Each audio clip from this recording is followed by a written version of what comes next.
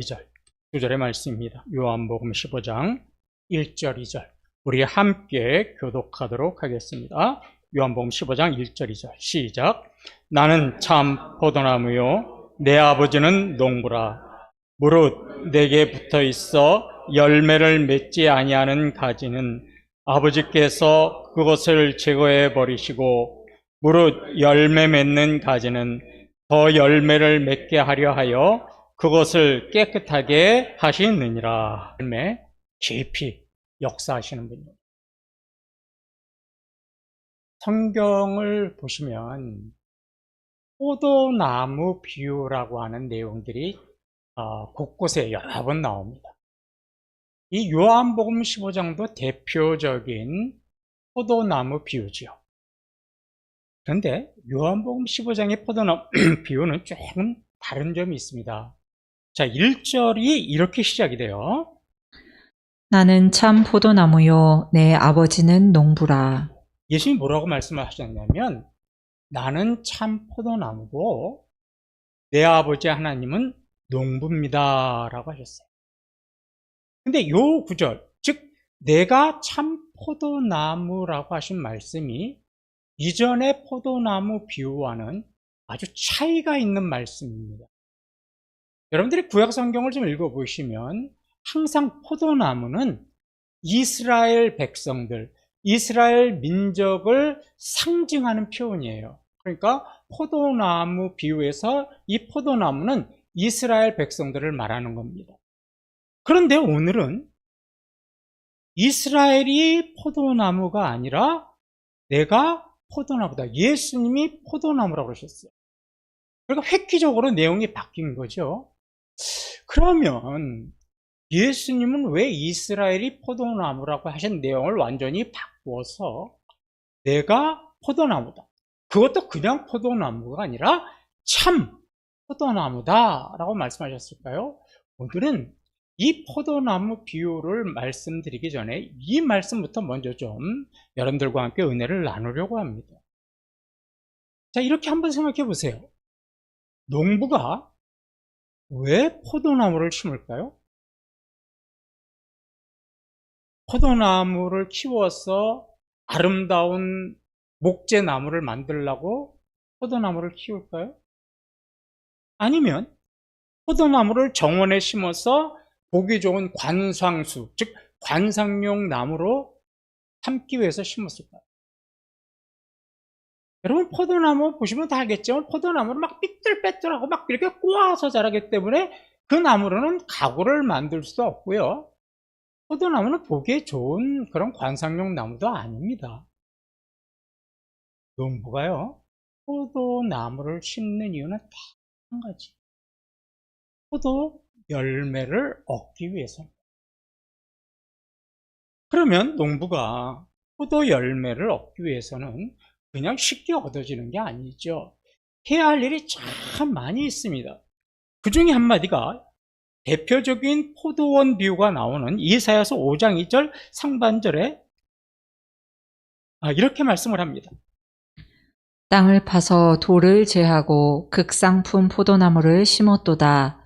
그 중에 망대를 세웠고 또 그 안에 술틀을 팠도다. 예, 이 중동 지방에는요, 산비탈에다, 땅이 많지 않아서 산비탈에다가 포도나무를 심어요. 그러니까 산비탈에는 크고 작은 돌들이 굉장히 많이 있습니다.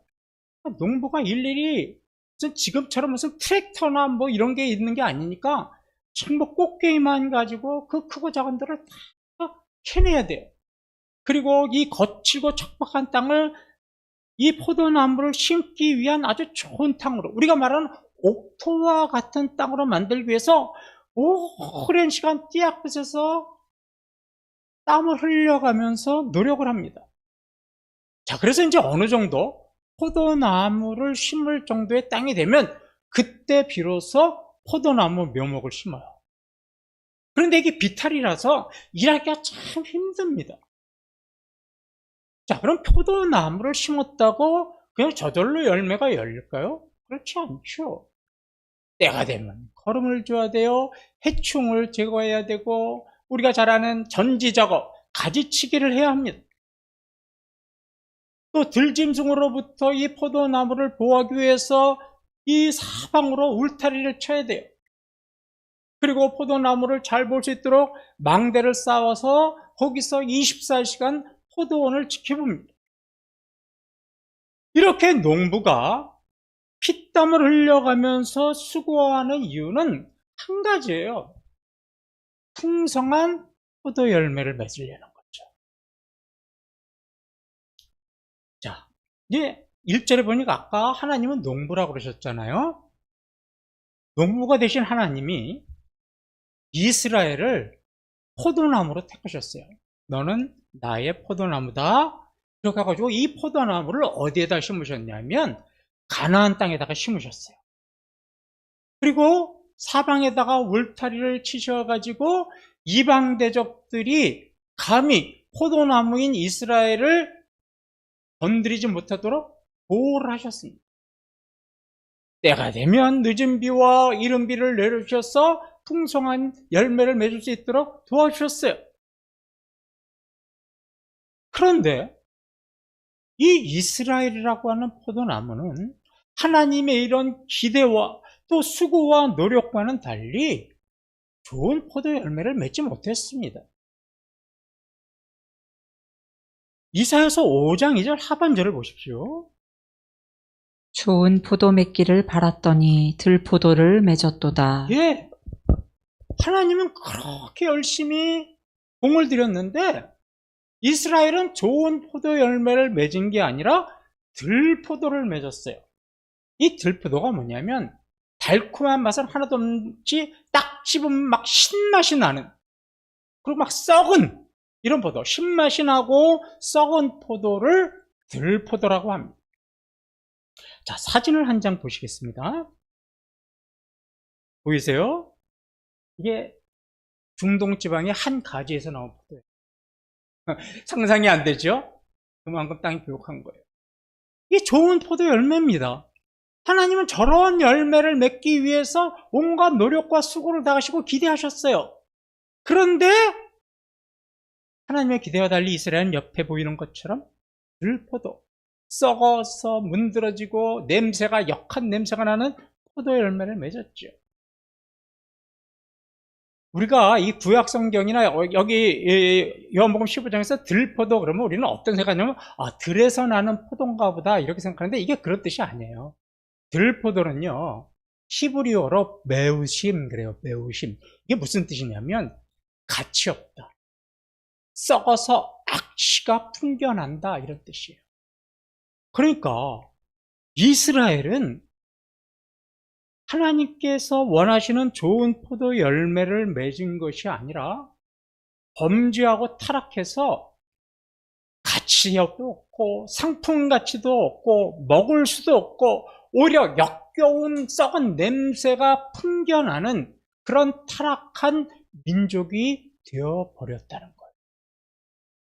이게 지금 아까 발석들이 좋은 포도 열매를 맺지 못하고 들포도를 맺었더라, 이게 바로 그 말씀입니다. 하나님은 좋은 포도 열매를 맺도록 이스라엘에게 모든 것들을 다 제공하셨는데도 좋은 포도 열매를 맺지 못하자 화가 나셨어요. 분노하셨어요.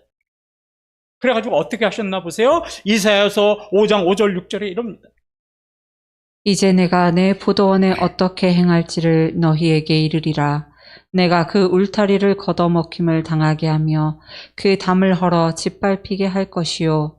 내가 그것을 황폐하게 하리니 다시는 가지를 자름이나 북을 돋우지 못하여 찔레와 가시가 날 것이며 내가 또 구름에게 명하여 그 위에 비를 내리지 못하게 하리라 하셨으니. 예, 빨간 것이 보시죠. 짓밟게 하리니, 황폐하게 하리니. 좋은 포도 열매를 기대했는데 들포도를 맺자 하나님은 어떻게 하셨어요? 버려버리셨어요, 그 포도원을. 그래가지고 우리가 잘 알다시피 이스라엘은 아수르와 바벨론에게 짓밟혀버리지 않습니까? 이스라엘 땅은 완전히 황폐하게 돼버리지 않습니까? 하나님이 택한 포도나무가 왜 짓밟히고 황폐하게 됐을까요? 들포도를 맺었기 때문입니다. 열매를 맺지 못한 나무의 비유는 마가복음 11장 12절 14절에도 나옵니다. 이튿날 그들이 베다니에서 나왔을 때에 예수께서 시장하신지라 멀리서 잎사귀 있는 한 무화과 나무를 보시고 혹 그 나무에 무엇이 있을까 하여 가셨더니 가서 보신즉 잎사귀 외에 아무것도 없더라. 이는 무화과의 때가 아님이라. 예수께서 나무에게 말씀하여 이르시되 이제부터 영원토록 사람이 내게서 열매를 따먹지 못하리라 하시니 제자들이 이를 듣더라. 예, 여기 이제 무화과 나무가 나오죠. 무화과 나무도 포도나무처럼 이스라엘을 상징하는 표현이에요. 오늘 예수님이 이제 베다니에서 나오실 때 굉장히 허기가 지셨어요. 배고프셨어요. 근데 멀리서 보니까 무화과 나무가 보이는 거예요. 그래서 내가 지금 저 무화과 나무에게 가서 내가 열매를 좀 먹어서 내 시장한 내 곡기를 좀 해결해야 되겠다. 이러고 무화과 나무에게 다가가셨는데 그 무화과 나무에는 잎만 푸짐하지 열매는 없었어요. 그래서 예수님이 어떻게 해요? 너는 이제부터 영원토록 사람이 내게서 열매를 따먹지 못할 것이다. 열매 맺지 못할 것이다 라고 하셨죠. 자, 두 가지 비유를 한번 생각해 보십시오. 포도나무에는 들포도가 열리고 무화과 나무에는 잎사귀는 무성한데 열매가 없는 것. 이것은 무엇을 고발하시는 내용일까요? 당시의 이스라엘이, 하나님이 택하신 이스라엘이 무화과 나무처럼 잎만 무성하고 한 거예요. 이게 뭐냐면 겉으로는, 표면적으로는 아주 그냥 종교적인 열심을 가지고 하나님을 열심히 섬기는 것처럼 보여요. 그런데 속으로는요, 타락하고 범죄해서 하나님이 원하시는 열매는 하나도 없고 들포도처럼 악취가 나고 가치 없는 그런 인생을 살고 있는 이스라엘을 고발하는 내용입니다.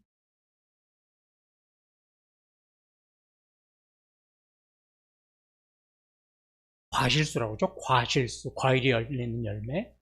포도나무나 무화과 나무는 전부 다 과실수입니다. 그죠? 열매를 위해서 존재하는 나무예요.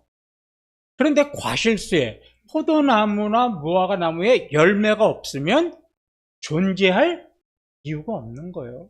그러면 어느 농부든지 그런 나무는 어떻게 됩니까? 도끼로 찍어버려야 되는 거예요.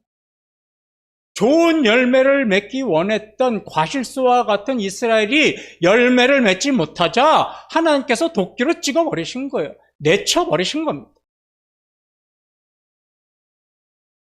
그러면 열매를 맺지 못한 이스라엘은, 이런 모습은 단지 이스라엘만의 문제일까요?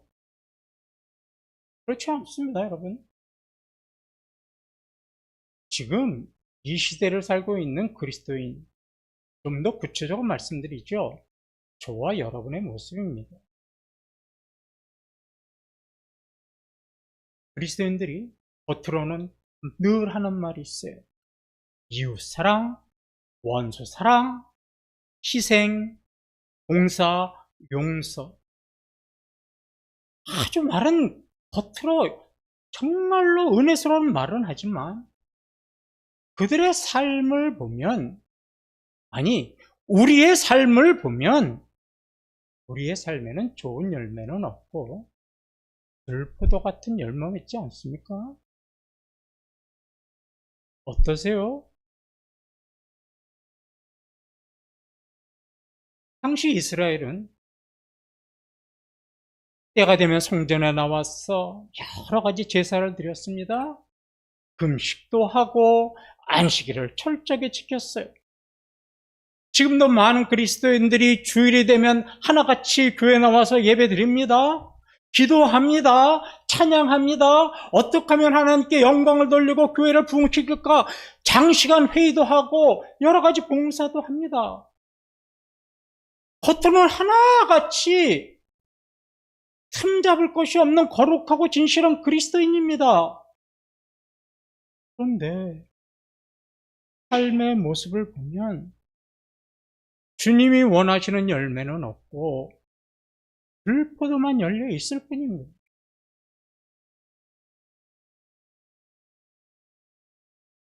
아니, 주일이 되면 정말 한 주도 빠짐없이 교회 나와서 예배 드리는데 왜 열매가 없을까요? 집에 잘 드리고 한 시간 앉아 있는데 왜 열매가 없는 거예요?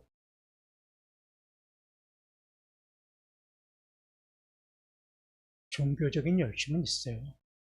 주일이니까 교회 나가야지. 오늘 주일이야. 교회 나가서 내가 예배 드려야지. 종교적인 열심은 가지고 나왔는데 하나님과의 관계는 깨어져 있었기 때문입니다. 완전히 하나님과의 관계는 깨어져 버리고 종교적인 열심 때문에 나왔기 때문에 열매가 없는 겁니다. 주일날 교회는 나오는데 하나님과의 관계가 깨어져 있으니까 성령님의 은혜로 예배 드리는 것이 아니고 은혜로 감사함으로 신앙생활하는 것이 아니라 주일이니까 교회 나가야지 하는 자기 열심으로 나오기 때문입니다.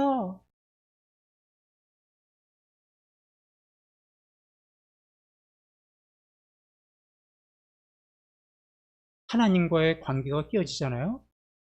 그러면 어떻게 내 신앙이 변하는지 아세요? 하나님의 은혜 속에 살 때는 하나님의 은혜입니다.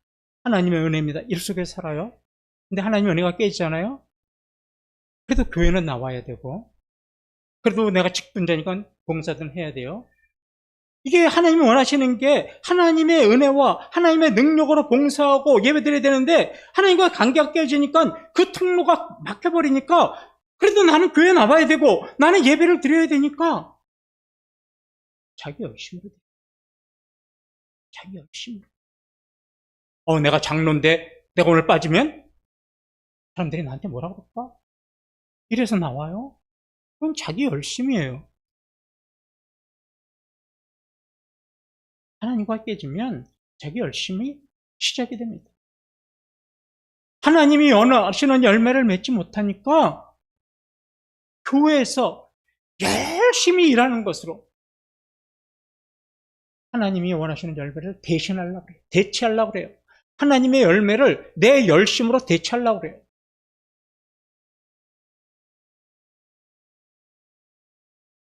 그러니까 교회에서는 얼마나 바빠요.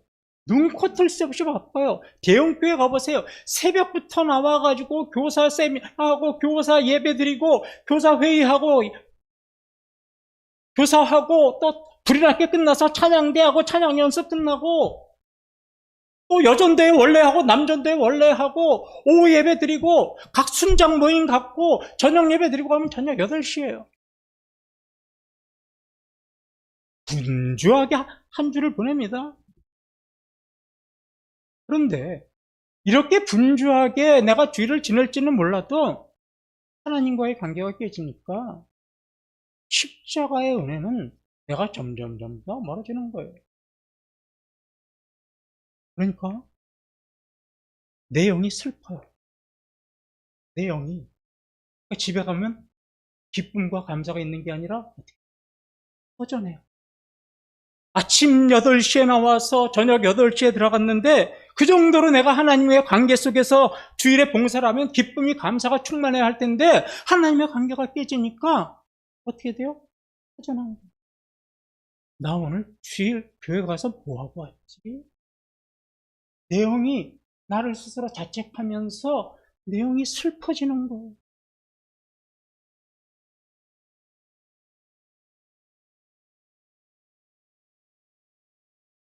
왜? 자기 열심으로 일을 했으니까. 이스라엘 시대에요. 여러분들이 잘 아는 고르반이라는 신앙이 있었죠. 고르반 신앙이 이런 거죠. 부모님에게 해야 할 도리를, 자식이 부모님에게 해야 될 도리를 내가 부모님에게 하지 않고 내가 하나님께만 하면 모든 것이 다 해결이 된다. 하나님이 기뻐하신다. 이런 신앙이 고르반 신앙이었잖아요. 지금도요. 고르반과 같은 신앙을 가지고 있는 성도들이 많아요. 아니, 어쩌면 우리가 그럴 신앙일 거예요. 예수님은 분명히 이렇게 말씀하셨어요. 하나님을 사랑하고 이웃을 사랑하라. 이것이 1계명이요 2계명이요 가장 큰 계명이다. 이렇게 분명히 하나님 사랑과 이웃 사랑을 외치셨는데, 고르반 신앙을 가진 사람들은 어떤 사람이냐면 나는 하나님께만 잘하면 돼, 이런 신앙을 가지고 생활을 합니다. 그러니까 이웃은 안하무인이에요. 안중에 없어요. 그러니까 그리스도인이요, 이웃들에게 섬기고 베푸는 게 아니라 감사할 줄도 모르고 예의도 모르고 인간적인 도리조차도 하지 않아요. 왜요? 나는 너희들한테 그렇게 안 하도 나는 하나님한테만 잘하면 내가 복 받을 수 있어. 이게 고르반 신앙이에요. 여러분, 저와 여러분의 신앙이 이렇지 않아요?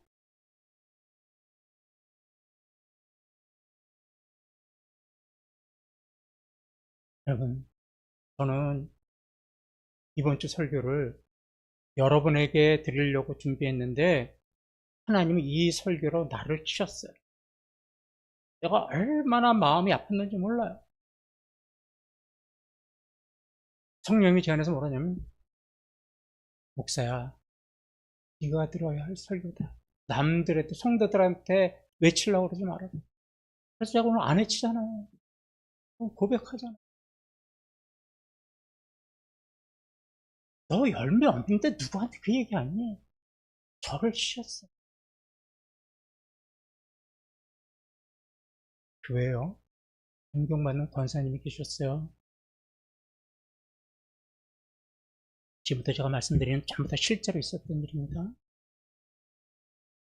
교회에서는 얼마나 봉사를 열심히 하는지 몰라요. 모든 교회 성도들이 그 권사님만 보면 다 예수님 닮았다고 그러고 존경을 해요. 그런데 이 권사님이요, 집에 가면 며느리가 마음에 들지 않는다고 온갖 구박을 해요. 멸시하고 모욕을 하고 며느리를 그렇게 구박할 수가 없어요.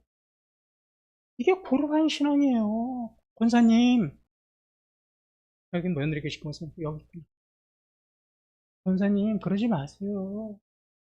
이게 나는 하나님 앞에만 잘하면 되니까 교회에서는 잘하는데 며느리한테는 구박을 해요. 마음에 안 든다고.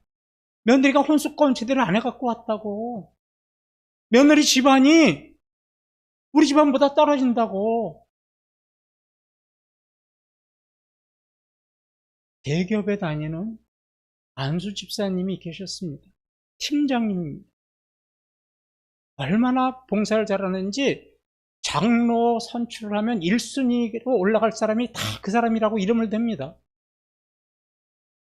그렇게 열심히 봉사했는데 직장에서는 부하 직원들에게 아주 비인격적인 태도로 대하고 모욕적인 언사를 서슴지 않고 부하 직원들의 공로를 자기 공으로 만들어서 상부에다 보고합니다.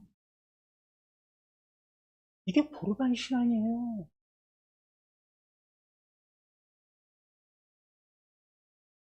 강동구에 정말로 이름만 대면 대형 교회가 있습니다. 이 교회는 매년 성경을 제일 많이 읽은 사람을 시상을 합니다. 어느 장로님이 한 번도 빠지지 않고 매년 그 시상을 받았습니다. 몇천 명 되는 그 교회에서 이 장로님이 한 번도 빠지지 않고 매일 성경을 제일 많이 읽었다는 시상을 받았습니다. 몇천 명 되는 성도님들이 그 장로님의 이름을 다 알고 존경합니다. 근데요, 이 장로님이 세상에서 외간 여자와 은밀하게 외도를 했습니다.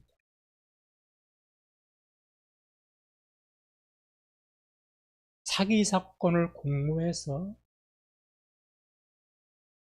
수많은 선량한 사람에게 금전적인 손실을 끼쳤습니다. 결국은 교회를 떠나 가정에서도 버림을 받았습니다. 이 중직자는 주일이면 교회 와서 빠짐없이 예배를 드렸겠죠. 아마도 장로님이라서 더 많이 봉사했을 겁니다. 하지만 이 중직자가 맺은 열매는, 이 안수 집사가 맺은 열매는, 이 존경받는 권사님이 맺은 열매는 하나님이 기뻐하시는 좋은 열매가 아니라 들포도와 같은 탐욕과 정욕의 열매였던 것뿐이죠.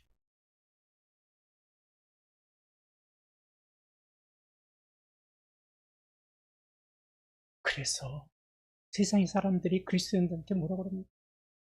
믿는 놈들이 더 나빠. 그 부하 직원들이 자기 상사 팀장을 보면서 뭐라겠어요? 너 같으면 내가 절대 교회 안 나간다. 전도의 열매를 맺지 못하는 게 여기 있는 거예요. 며느리를 그렇게 구박하고 혼속한 제대로 안 해왔다고 구박하는 그 얘기를 교회에 퍼졌다면 어떤 성도가 그 권사님을 존경하고 그 권사님의 기도에 아멘하고 은혜에 화답을 하겠습니까? 어떤 장로님이, 어떤 성도가 그 장로님을 모범적이라고 칭찬하겠습니까? 그래서 우리가 입으로는 정말로 뻔질한 말은 하지만 삶에서는 들포도가 있고 무화과 나무처럼 잎사귀는 무성하게 겉모습으로는 종교적인 열심히 일하지만 열매가 없어서 사회는 그리스도인과 교회를 향해서 손가락질하고 비난하는 겁니다. 누구 때문에요? 너 때문이 아니라 나 때문입니다.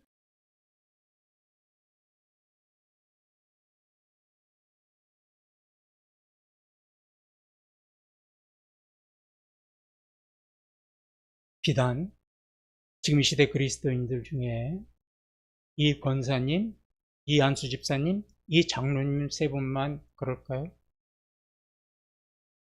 여러분, 가끔 가다가 우리가 가슴 아픈 뉴스를 접하지 않습니까?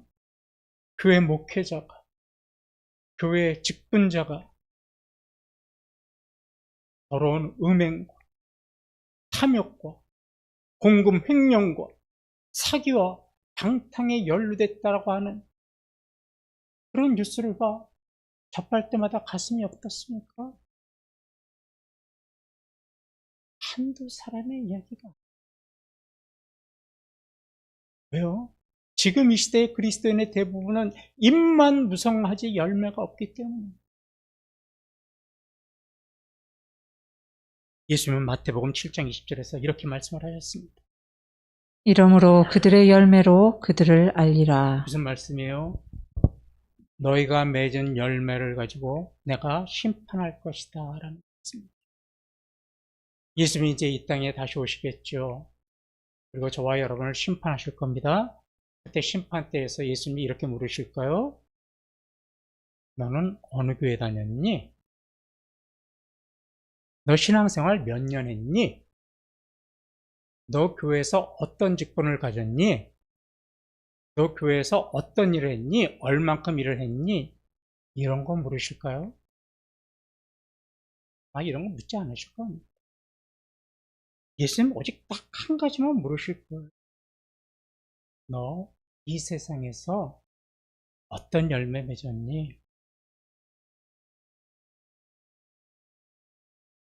너 좋은 포도나무 열매 맺었니?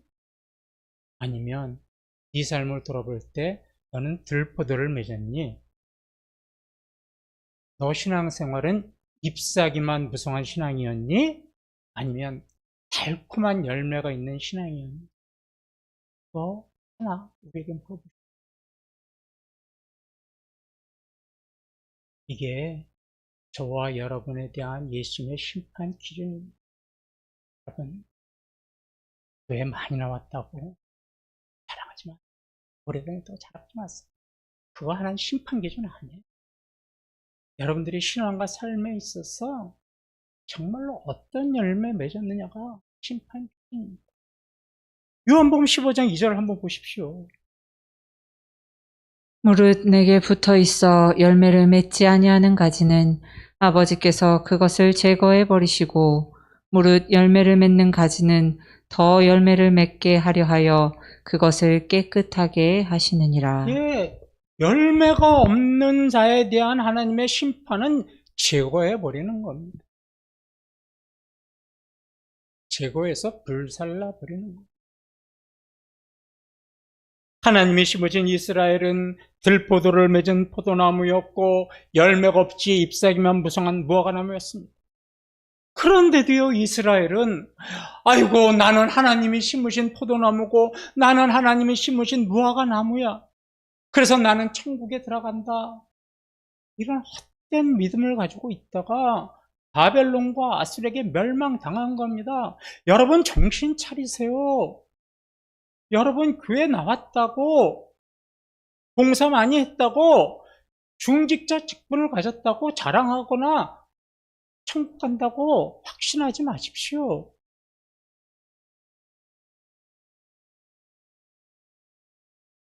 하나님과의 관계는 깨져 있으면서 성전에 나와서 제사를 드리고 금식하고 안식일을 철저하게 지키면 자기는 천국 간다고 믿었습니다.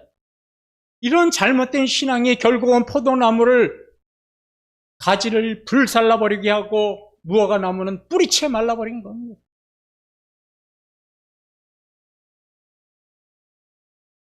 이스라엘이 하나님이 심으신 포도나무와 무화과나무가 아름다운 결실을 맺지 못하고 하나님의 기대에 부응하지 못하자 하나님은 그들을 내치시고 이 땅에 새로운 포도나무 한 그룹을 심으셨어요.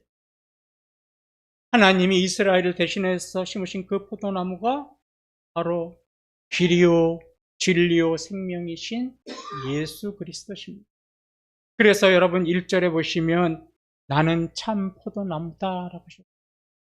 이 말을 풀어하면 나는 열매를 맺지 못한 이스라엘처럼 무가치한 포도나무나 무화과나무가 아니라 나는 풍성한 열매를 맺는 참 포도나무다라고 예수님은 자기 스스로 그렇게 선언을 하신 겁니다.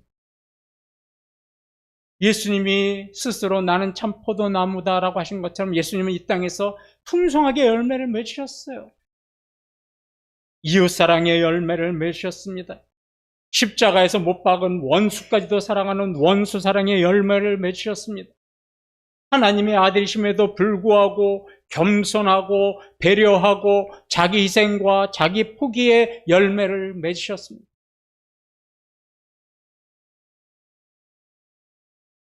죄인과 고아와 가부 같은 연약한 자들을 배려하시면서 그들과 친구가 되시는 열매를 맺으셨습니다. 무엇보다도 십자가에 돌아가심으로 구원의 풍성한 열매를 맺으셨죠. 참 포도나무가 되신 예수님의 모습은 우리가 볼품없는 포도나무처럼 단상용이 아닌 나무인 것처럼 화려하지도 않고 볼품도 없었습니다. 예수님의 삶은 가난과 고통의 연속이셨습니다. 그렇지만 참포나무 되신 예수님은 농부 되신 하나님의 기대대로 수많은 열매를 맺으셨죠. 예수님은 풍성한 열매를 맺는 길이 십자가의 길이고 고난의 길이라는 걸 아셨지만 그 길을 가야만 내가 풍성한 열매를 맺을 수 있다는 것을 아셨기 때문에 묵묵히 십자가의 길을 가셨고 그 결과 저와 여러분은 구원이라고 하는 구원의 열매를 맺으신 겁니다.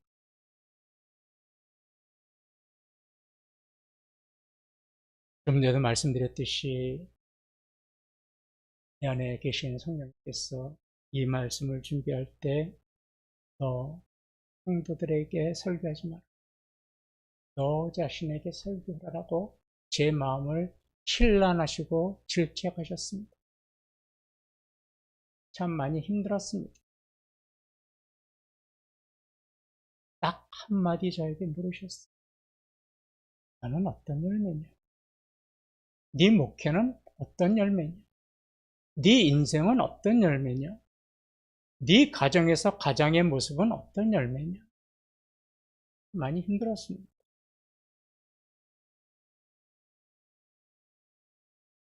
성도 여러분, 지금 여러분들은 어떤 열매를 맺고 계십니까? 좋은 열매일까요? 아니면 악신하고 무가치 않은 들포도 열매? 잎사귀만 무성한 신앙입니까? 아니면 열매 있는 신앙입니까? 하나님의 관계 속에서 풍성한 열매를 맺는 신앙입니까? 아니면 관계는 끼어져 있음에도 그에게의 열매는 맺지 않고 자기의 열심으로 분주할 정도로 바쁜 그런 신앙입니다. 우리가 우리 자신에게 자문하고 자답해야 할 줄로 믿습니다. 우리가 좋은 열매를 맺기 위해서는 참 포도나무 되신 예수님과 같이 있어야 됩니다. 다음 주에 드릴 말씀이에요. 그분의 길을 우리는 따라가고 그분의 모습을 닮아가야 합니다. 지금이라도 하나님의 관계가 깨어졌다. 하나님의 나무에 떨어져 있다면 지금이라도 접붙임을 하셔야 합니다. 주님이 가신 그 길을 가셔야 합니다. 그럴 때 저와 여러분은 우리의 농부 되신 하나님이 이 땅에 심으신 그 기대대로 풍성한 열매를 맺는 이태원 교회와 우리 성도님들이 되실 수 있습니다. 그런 교회와 성도님들 되시기를 주님의 이름으로